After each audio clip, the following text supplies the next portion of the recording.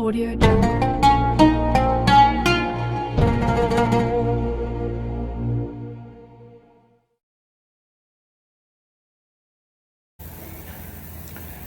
Assalamualaikum warahmatullahi wabarakatuh.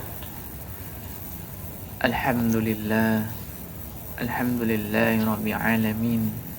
Wassalatu wassalamu ala asrafil anbiya'i wal mursalin wa ala alihi wa sahbihi rasulillahi ajma'in. Amma ba'd. Puji syukur marilah kita panjatkan pada kehadirat Allah Subhanahu wa taala yang telah melimpahkan rahmat dan karunia-Nya kepada kita semua sehingga kita dapat menjalankan aktivitas kita seperti biasanya.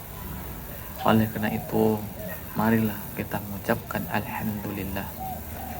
Selawat dengan salam marilah kita hadiahkan untuk Nabi yang telah merubah zaman, Nabi yang telah merubah zaman dari zaman yang penuh dengan kezaliman, zaman yang penuh dengan kehinaan, zaman yang penuh dengan kemaksiatan, menuju zaman yang diterangi dalam Al-Quran. Oleh karena itu, marilah kita sama-sama berselawat kepada Nabi. Allahumma sholli ala Sayyidina Muhammad wa ala ali Sayyidina Muhammad. Semoga kelak kita termasuk daripada umat Nabi Muhammad yang mendapatkan syafaat beliau di yaumil akhir nanti. Amin amin ya rabbal alamin.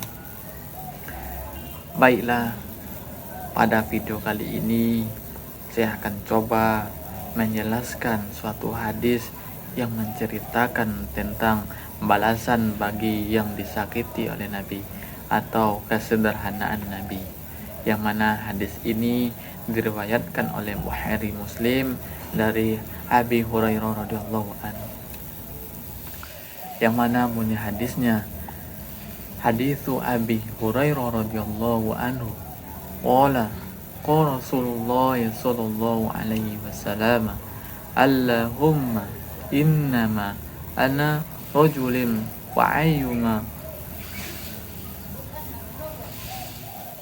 astagfirullah, yang mana bunyi hadisnya, haditsu Abi Hurairah radhiyallahu anhu qala qala Rasulullah sallallahu alaihi wasallam, Allahumma innama ana basarun fa ayyuma rajulin minal muslimina sabantuhu aw la'antu aw lajatuhu faj'alha lahu zakatan wa rahmatan, yang artinya hadis yang diriwayatkan, hadis dari Habib Hurairah radhiyallahu anhu, semoga Allah memberkatinya, dia berkata, qala Rasulullah sallallahu alaihi wasallam, telah berkata Rasulullah sallallahu alaihi wasallam, Allahumma, ya Allah, innama, bahwasanya, aku, basarun fa'ayyuma, manusia biasa, basarun fa'ayyuma, aku manusia biasa, maka siapa saja rajulun minal muslimin, siapa saja dari orang-orang muslimin, sabattuhu, aku hina,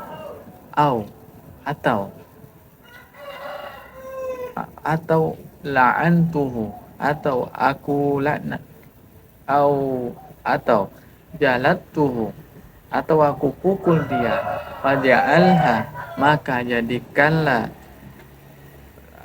kesalahanku, la'antuhu zakatan wa rahmatan, untuknya sebagai zakat dan sebagai rahmat.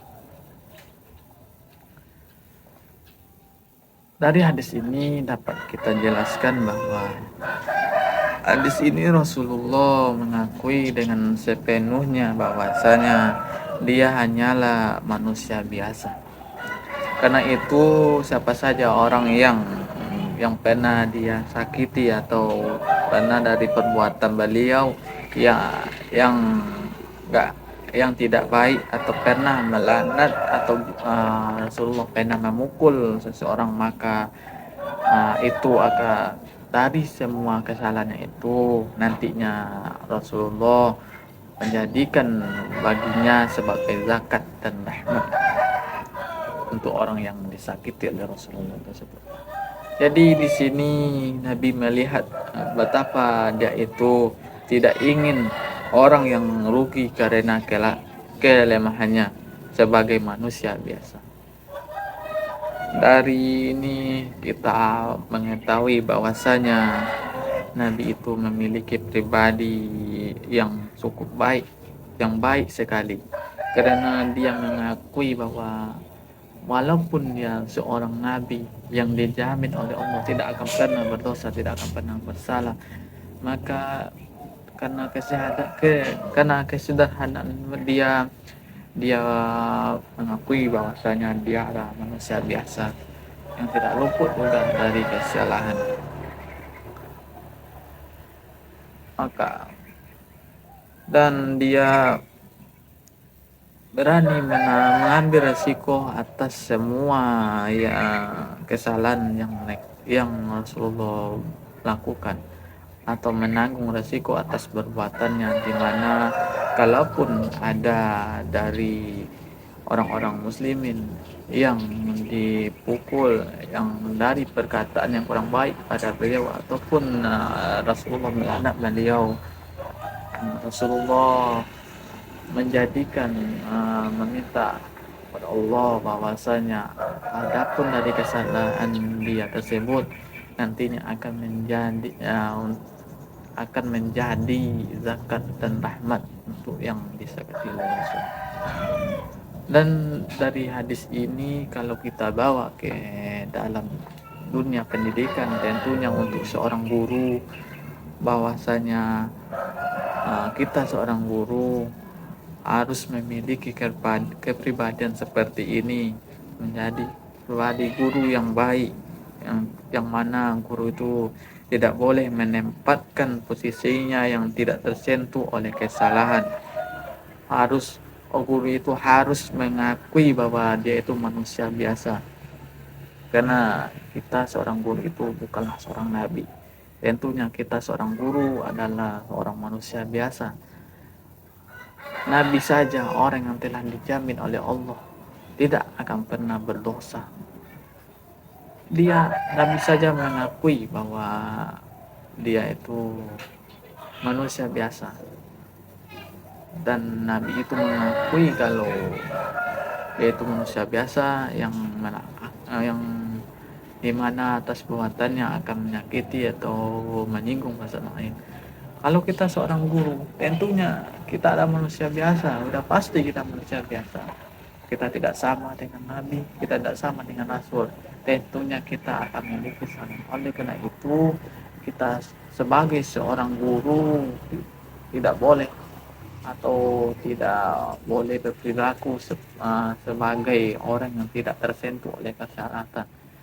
Kita seorang guru harus mengakui diri kita ini adalah manusia biasa. Dan juga seorang guru harus berani mengakui kesalahan dan menanggung resiko atas perbuatan yang telah dilakukan. Guru itu adalah panutan bagi siswa. Kalau kita melakukan kesalahan dan kita tidak mengakui kesalahan tersebut, kita itu akan menjadi contoh bagi siswa kita nantinya. Misalnya siswa tersebut melihat kita melakukan kesalahan dan kita tidak bertanggung jawab atas kesalahan yang kita buat, itu bisa menjadi sebuah contoh pedoman oleh siswa. Saat siswa itu melakukan kesalahan dan dia berpanutan kepada gurunya itu sering tidak mengakui kesalahan, tentunya siswa ini akan melakukan kesalahan dan tidak mengakui kesalahannya. Saat dia menjahili temannya mengadu misalnya, lalu dia membela diri bahwa dia itu tidak melakukan kesalahan. Oleh karena itu, kita sebagai guru itu harus bertanggung jawab, harus berani mengambil resiko atas perbuatan yang kita buat. Karena kita ini adalah, kalau bahasa kalian ini, kita adalah model, kita adalah sebagai panutan oleh siswa kita. Dan juga guru itu harus belajar dengan ikhlas. Tentunya seorang guru itu harus belajar dengan ikhlas. Karena kalau tidak ikhlas tentunya ini akan menjadi sebuah masalah. Karena itu dari hadis ini banyak dapat kita ambil pelajarannya bahwa kita sebagai manusia biasa harus mengakui diri kita ini manusia biasa yang penuh dengan kesalahan, dan kita harus berani mengambil resiko atas kesalahan yang kita buat tersebut. Demikianlah penjelasan singkat dari saya. Mohon maaf atas kekurang lancaran ataupun penjelasan yang kurang tepat ataupun penjelasan yang kurang pas. Maklum, saya sendiri masih belajar dalam menyampaikan, dalam menjelaskan. Demikianlah video ini saya buat, semoga dapat bermanfaat bagi kita semua. Akhir kalam, assalamualaikum warahmatullahi wabarakatuh.